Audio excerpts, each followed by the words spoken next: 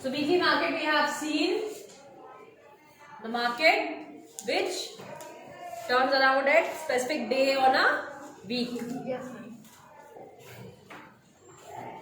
Now we have shops in the neighborhood. Shops in the neighborhood you can explain like जब घर में कोई आ जाता है मम्मी सेज टू यू ना बेटा जरा बगल से सामान ले आओ, करेक्ट? हाँ, तुम्हारी दौड़ लगा दी जाती तुरंत. तो that is your shops in the neighbourhood. Fine. Yes, ma'am. बगल पे क्लास चुप करा के. So we have seen that the weekly markets offer a variety of goods. However, we also buy things from other kinds of market. There are many shops that sell goods and services in our neighborhoods. We may buy milk from the dairy, groceries from departmental stores, stationery, eatables or medicines from other shops. Many of these are permanent shops while others are roadside stalls such as that of the vegetable hawker, the fruit vendor, the mechanic, etc. Fine? कौन ma'am है? कोई ma'am. Now, तो जो आपके घर के just बगल वाली दुकान है जो सेम लाइन में होती है, कई बार सामने होती है, तो ये दुकानें होती है आपकी नेबरहुड शॉप्स. रिटेल शॉप्स होती है जो सामान लाते हैं फुटकर में और थोड़ा थोड़ा थोड़ा थोड़ा सामान बेचते हैं फिर नेक्स्ट डे. ठीक है? तो ये हो सकती है दूध वाले की शॉप, ये हो सकती है ग्रॉसरी की शॉप, स्टेशनरी, ईटेबल्स, मेडिसिन्स. ये जनरली परमानेंट शॉप्स होती है, यानी इनका एक प्लेस होता है सटल. देन कुछ रोड साइड दुकानें होती हैं जो पर्टिकुलर अपने टाइम पे आके सेट कर देती है ना? कितने बजे आता है सब्जी वाला, वो आएगा सेम टाइम पे, रोज बेचेगा और चला जाएगा. Yes, ma'am. फल वाला हो गया. Now, shops in the neighborhood are useful in many ways. They are near our home and we can go there on any day of the week. Usually the buyer and the seller know each other and these shops also provide goods on credit. This means that you can pay for the purchases later as we saw in Sujata's case for example. So there is a story of Sujata, you can read it in your free time. यहाँ पे दुकानें ऐसे चलती हैं, people knows you, उन्होंने आपको देखा हुआ है, आपको जानते हैं कि आपका यहाँ परमानेंट घर है ना? आपको जानते हैं जी आप उनके बच्चे हैं. तो कई बार कई लोग कॉपी स्टार्ट करा देते हैं ना, तो वहाँ पे एक महीने का हिसाब चलता है. सामान लिया, उनको अंकल को बता दिया, ही नोटेड डाउन, महीने के एंड में जाके उनका क्लियर कट बैलेंस हो जाता है. क्लियर? समझ में आ रहा है?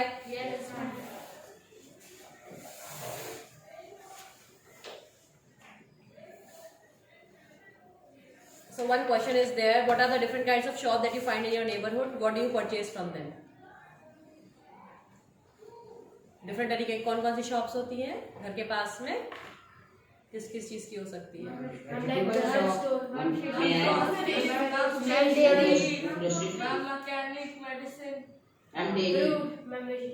Ma'am, dairy shop. Why are goods sold in permanent shop costlier than those sold in the weekly market or by roadside hawkers?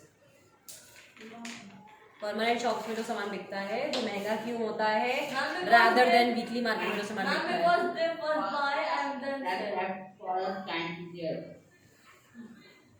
Weekly market में जो लोग बेचने आते हैं सामान, उनके लिए टारगेट होता है कि उस पर्टिकुलर दिन पे उतना सामान बिक जाए, निकल जाए. तो वो समटाइम्स बेसिक उस प्राइस पे भी बेच देते हैं जिसपे वो खरीदते हैं. मतलब प्रॉफिट इज मिनिमल. बट जो तुम्हारे घर के बगल दुकान है उसको ऐसा प्रॉफिट नहीं कमाना, उसकी दुकान सेटअप है, राइट? तो उसको ये पता है कि आज सामान नहीं बिकेगा तो कल बिकेगा, कल नहीं बिकेगा तो परसों बिकेगा. People will come. क्लियर है? इसीलिए वो एमआरपी पे बेचते हैं. What is MRP?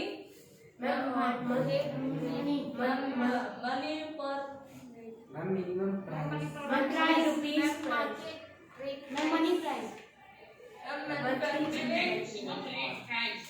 क्या? मैक्सिमम रेट प्राइस है. Manufacturing retail price. ठीक है?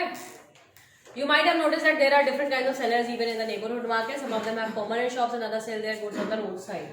तो जिनकी दुकानें हैं वो आपके यहाँ ग्रोसरीज पहुंचा सकते हैं और जो ठेले वाले हैं वो अपना आते हैं, लगाते हैं और चले जाते हैं.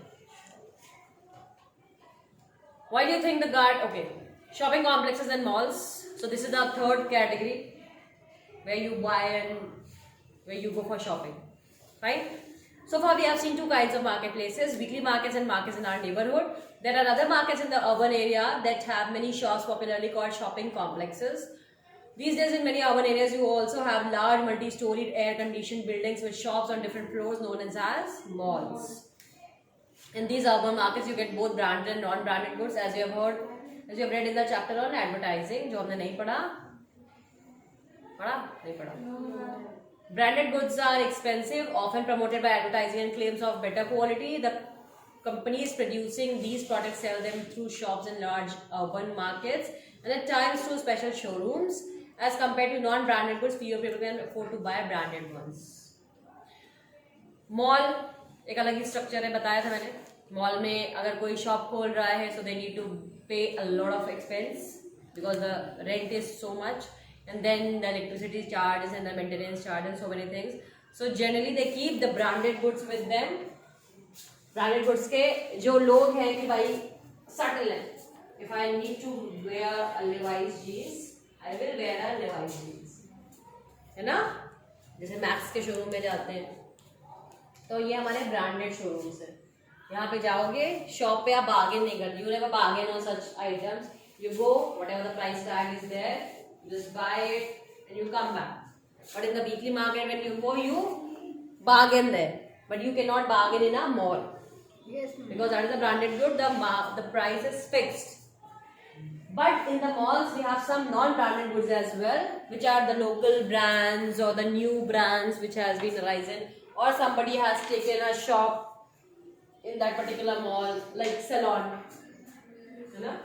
Sometimes you go and you find some salon also, some restaurants also, जो कि which is not a branded one, but it goes on. Fine? Clear है? Yes, ma'am. Why do people not bargain in shops located in malls whereas the bargain in weekly markets? हम mall में bargain क्यों नहीं करते हैं?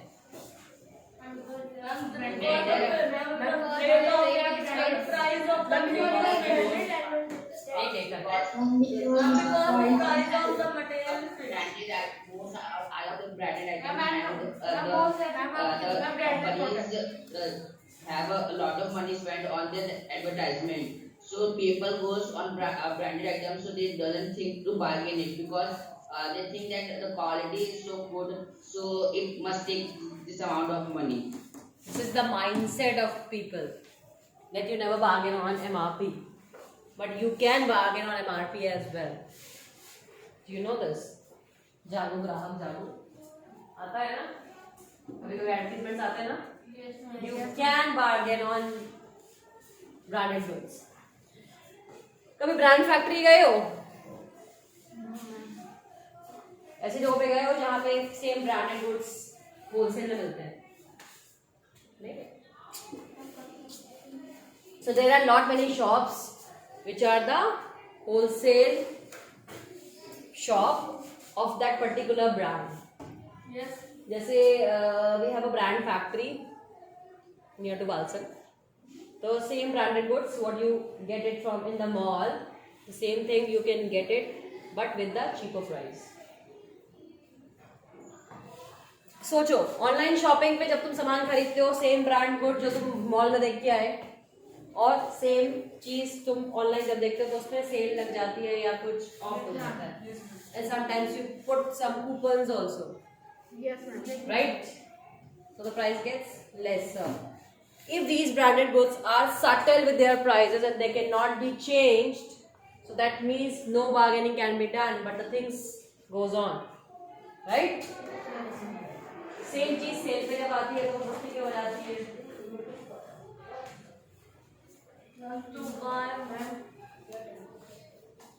So there is nothing like that you cannot bargain on MRP.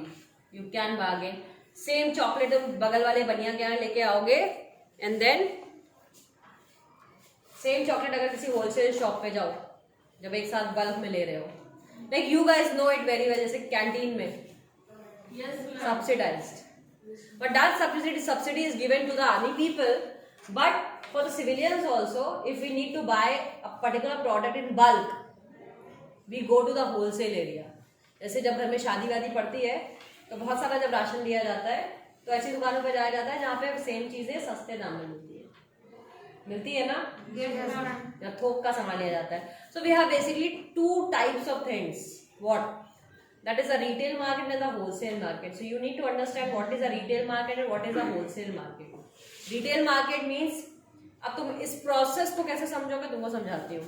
We don't have a marker. चलो, गेहूं उगा, Yes, ma'am. किसने उगाया? Farmer. फार्मर. ठीक है, उसने क्या किया, गया भाई, बीज खरीदा, खेतों में डाला, मेहनत की, गेहूं उगा. कितना रुपया, मान लो कॉस्टिंग लगी 10 रुपए की. ठीक, अब उसको गेहूं उसने खूब सारा उगा लिया, 1 क्विंटल गेहूं ऑलमोस्ट. खुद तो जितना उनसे कंज्यूम करना रख लिया. देन उसको सेल करेगा. The person who comes to buy that product, उसने होलसेल में ले लिया. मान लो 100 किलो गेहूं में से 10 किलो वो बंदे ने अपने लिए रख लिया, किसान ने 90 किलो ही सोल्ड आउट. 90 किलो जिसने खरीदा, सो ही केम विद व्हीकल ना, फ्यूल लगा, चीजें लगी, वर्कर लगे सामान लदवाने में, सारी चीजें. 10 रुपए का गेहूं हो गया 15 रुपए का हो गया. Yes, ma'am. भाई लेगा ना, गाड़ी लेके आया था, मजदूरों को पैसे दिए, तेल फूका उसका. अब जहां ले गया उसने अपने शॉप पे, ही इज अ होलसेलर. वो क्या करता है, थोक में सामान बेचता है. मतलब वो 1 किलो 2 किलो वाला नहीं है, वो 20 किलो 50 किलो बेचने वाला आदमी है. अब उसके बाद जाएंगे छोटे छोटे फुटकर विक्रेता. फुटकर विक्रेता यानी रिटेलर्स. रिटेलर्स कौन होते हैं, जिनको छोटा छोटा सामान चाहिए. लाइक उसको गेहूं बेचना है 20 किलो एक दिन का. ठीक है, हमारी भाई छोटी सी शॉप है, हम क्या करेंगे, 50 किलो गेहूं ला के हमने 20 किलो ले लिया. 20 करके सबने ले लिया. वो 90 kgs गेहूं उसने सेल आउट कर लिया. मान लो उसने, उसकी कॉस्ट कटिंग लगे 15 रुपए की थी, तो उसने बेची 18 रुपए में गेहूं को. 18 रुपए पर केजी उसने गेहूं बेच दिया लोगों को. अब ये जो रिटेलर आया था, वो आया, अपनी गाड़ी लाया, अपना लेबर लाया, है ना. तो कॉस्ट कटिंग हुई, 18 से पहुंच गया मान लो 20 रुपए में. Cost plus profit is equal to price. हम जो कहते हैं ना प्राइस, Yes, हम किसी चीज की प्राइस पे करते हैं, we don't pay cost. Cost होती है लागत, किसी चीज को बनाने में एग्जैक्ट कितना रुपया लगा. yes, बात समझ गए. जैसे तुमने एक सीसीए एक्टिविटी की, कुछ क्राफ्ट बनाया, तो तुम्हारा जो पैसा लगा रॉ, है ना, कि भाई हम 10 रुपए का ग्लू लाए थे, 5 रुपए की कैंची लाए थे, 10 रुपए का शीशा लाए थे, ये लाए थे, वो लाए थे, करके हमारा 20 रुपए खर्चा है. That is your cost. But if I want to sell in the market that particular piece, so I will add on some profit with it and then I create a price. बात समझ में आ गई. yes, ma'am. So this is the concept. Cost plus profit is equal to price. Profit में कई बार हम margin they देते हैं. जैसे भाई हमने 10 रुपए का प्रॉफिट उसमें लगा दिया, तो सामने वाला इतना बार्गेन कर रहा है, तो चल जी भाई 8 ही रुपए दे. Got it. क्योंकि रिटेलर जो शॉप सामान लाता है, वो क्या करता है, उसको वो अपने प्रॉफिट पे कॉम्प्रोमाइज नहीं करता. कुछ दुकान वाले होते करते हैं, जैसे लिखा है 105 रुपए की चाय पत्ती है, 105, क्या ठीक है आप 100 रुपए करते हैं. हम खुद सामान लाते हैं तो वी नो दैट. ठीक है, कुछ ऐसे होंगे जो 105 मीन्स 105. वजह, people does not know about this thing, that price what I'm gonna pay is not the actual cost. The profit is included in each and every material. कोई भी अपने घर से कोई चीज नहीं बेच रहा है, सब उसमें अपना कुछ मुनाफा कमा रहे हैं. बात समझे. Yes, तो अगर उसने मुनाफा, भाई एक टी शर्ट अगर मुझे मिल रही है 100 रुपए की, वही टी शर्ट बाहर वाले ने खरीदी 200 रुपए की, तो दैट मीन्स दुकान वाला था उसने 100 रुपए का फायदा कमा लिया. गलती आपकी थी कि आपने कहा जी ये तो मॉल में लगी है, तो हम तो जी 200 का ले आएंगे. भाई टू बी बार्गेन, तुमने बोला नहीं, उसने दिया नहीं. पैसा किसका नुकसान हुआ? हमारा We can bargain on any article. समझे? क्लियर हो? मॉल्स के अंदर जो दुकानें होती है ना, जो सामान होते हैं उसमें इवन जो स्टाफ कोटा भी होता है। जैसे जो तुम्हें सामान दिखाते हैं ना लोग, है ना, जो सेल्स पर्सन होते हैं वो खड़े रहते हैं कि ये आपके ऊपर बहुत अच्छा लगेगा, ये जो बेवकूफ बनाने का काम उनका है। They are doing their duty. अगर आप उनसे बोलो कि सर अपने एंड पे इसको कम करा दो, तो वो भी कम करा देगा। इज अ स्टाफ ना, स्टाफ को प्रिविलेज होती है ना। समझ में आ गया? क्लियर हो? यस मैम कौन सा समझ में आया? यस मैम तो पहला रूल इकोनॉमिक्स का सीखा तुमने, क्या? Cost plus cost plus profit is equal to price. अब ये कभी मत भूलना। ये देखो ये सब गायब हो गए हैं, अंधेरा कायम हो रहा है हमारे क्लास में। बेटा कहाँ चले गए सब? टीम्स क्या वो कर दें क्या, हटा दें क्या? नेक्स्ट क्लास में क्या करेंगे, तुम लोग को ले चलेंगे सेवन में पढ़ना है, ठीक? तो वही बैठा के एक साथ 2 क्लास ले लिया जाएगा। बात समझ में आ गई? अब तुमको ये समझ में आ गया सारी चीजें। चेन ऑफ मार्केट्स, अब तुम समझो चेन ऑफ मार्केट्स क्या है। In the previous section, you have read about different markets from where we buy goods. From where do you think shop owners procure their goods? जो दुकान वालों के यहाँ सामान है वो कहाँ से आया? That is also a question, ना? Goods are produced in factories, on farms, and in homes.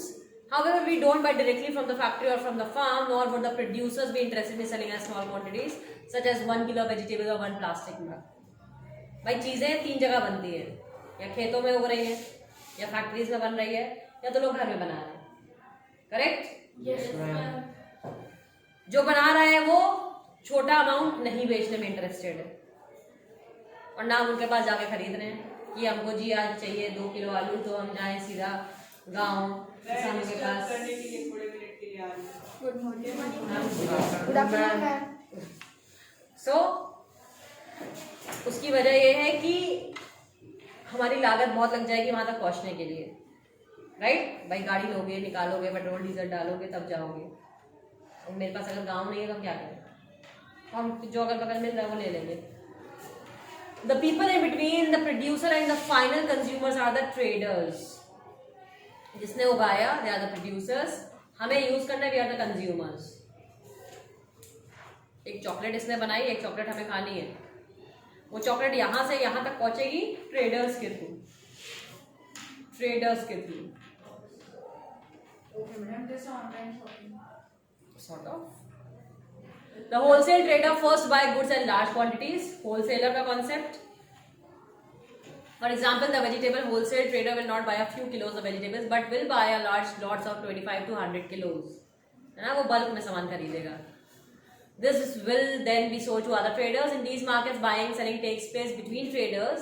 It is through these links of traders that goods reach faraway places. The traders who finally sell this to the consumer is the retailer. Wholesaler ने सामान खरीदा producer से, wholesaler ने फिर दे दिया retailers को, different छोटे छोटे रिटेलर्स को। This could be a trader in a weekly market, a hawker in the neighborhood, or shop in a shopping complex. तो भाई एक फैक्ट्री में बनी एक टी शर्ट 100 रुपए की, बहुत सारी बनी बल्क में, 1000 पीस बने उसके, रिटेलर्स होलसेलर ने 1000 पीस खरीदे, वो ले गया, रिटेलर्स ने बोला जी हमारी दुकान में 10 की जरूरत है, उसने 10 खरीद लिया, कुछ ने वीकली मार्केट में जाके हम उसको सस्ते में बेच देंगे, कुछ ने खरीद लिया मॉल के लिए। फाइन, बात समझ में आ गया? तो वीकली मार्केट वाले तो भाई 100 रुपए की तो 110 रुपए की बेच दी, तुम्हारे आसपास वाली दुकान में 150 की बेच दी अंकल जी ने। अब भाई मॉल में चिपक गई, उसके ऊपर लगा दिया एक नाइकी या एडिडास, स्टिकर तो चिपकाने होते हैं, चिपक गया, एक टैग चिपका दिया उसका ब्रांड का, तो वो टी शर्ट होगी 500 रुपए की। तो तुम ये देखो कि कितना मार्जिन मिला तुम्हें सामान खरीदते समय। अब हमारी अच्छाई है कि हम सामान कहाँ से खरीद रहे हैं। चेन समझ में आई? Yes producer, wholesaler, retailer, consumer. Okay ma'am producer, wholesaler, retailer, consumer.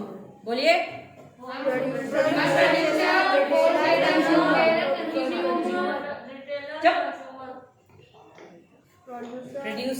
Wholesaler, retailer, consumer. ठीक है, क्लियर हो? Yes, ma'am. हिंदी में समझो, उत्पादक जिसने बनाया, थोक विक्रेता जो थोक में सामान खरीदता बल्क में, फुटकर विक्रेता फुटकर में जो छोटा छोटा सामान खरीद रहा, और कंज्यूमर यानी ग्राहक। कल को बिजनेसमैन बनोगे तो कैसे समझोगे? We can understand with the help of the following examples. Every city has areas of wholesale market. This is where goods first reach and are then supplied to other traders. The roadside hawker whom you read about earlier would have purchased a large quantity of plastic items from a wholesale trader in the town. He in turn might have bought these from another, even bigger wholesaler trader in the city. The city wholesaler trader would have bought a large quantity of plastic items from the factory and stored them in a godown. In this way, a chain of market is set up. When we purchase, we may not be aware of the chain of market through which these goods travel before they reach us. ठीक है? तो producer से wholesaler ने लिया काफी सारा सामान, उसको गोडाउन में स्टोर कर दिया, फिर उससे रिटेलर से खरीदा, and then it came to you. Got it? Yes, ma'am.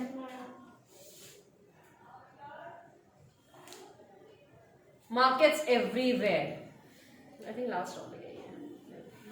Ma'am, second last. ठीक है।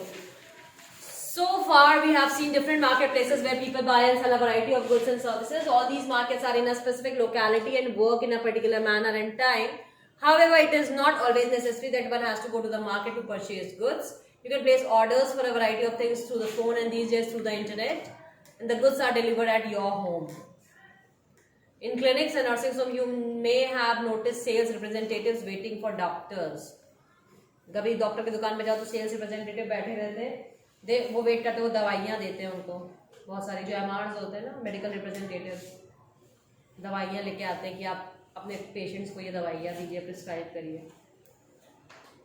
Thus, buying and selling takes place in different ways, not necessarily through shops in the market. तो आज की डेट में हमारे पास online shopping का भी option है, खाना मंगाना है, कभी आप Swiggy also and Zomato also, है ना? जरूरी नहीं कि हमें बाहर निकलना ही पड़े। This is the advancement of technology. Fine, the things are now at your doorstep. बोलते हैं ना, घर की दुकान। The markets that we have looked at above are the ones that we recognize easily. However, these are markets that we may not be so aware of. This is because of large number of goods are bought and sold that we don't use directly. For example, a farmer uses fertilizers to grow crops that he purchases from special shops in the city, and they in turn get them from factories. A car factory purchases engines, gears, petrol tanks, axles, wheels, etc. from various other factories. We don't usually see all the buying and selling, but only the final product, the car, in the showroom. The story is similar for any other good, है ना? तो जो सामान बना रहा है वो